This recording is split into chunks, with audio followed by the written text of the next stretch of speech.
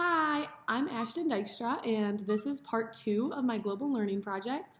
I'm going to describe to you my first interaction with my friend Vera. She's from my Math 103 class, and getting to hear a little bit about her education in China was really interesting. Um, One thing that I really noticed when talking to her was how much grades were valued by her family and how much pressure she felt from her family on grades. Personally, I growing up through school was always told to do my best and study as much as I can and do my best in school, but I never really felt a ton of pressure from my family, and I think that's one major difference in China is that family is very communal, and the success of one person is almost implied on the success of other people because they kind of depend on each other a lot more than we do here, I'd say, in our families. So that was one major difference that I kind of noticed over the entire time that we were talking about this. That family pressures from family kind of influenced her entire education. She said that going to school every day would consist of waking up and going to school and coming home and doing homework until basically bedtime, which was very different from my high school and my elementary school growing up.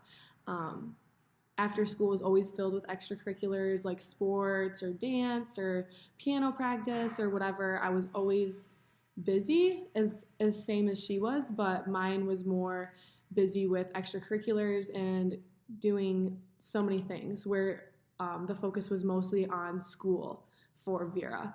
That being said, she studied a lot for big tests, which varied a little bit for me. I would say that I definitely studied for tests as I still do now, but I feel like our tests weren't nearly as hard. I felt like my education was more about like getting to know people and like learning different like problem solving skills rather than like very intense testing.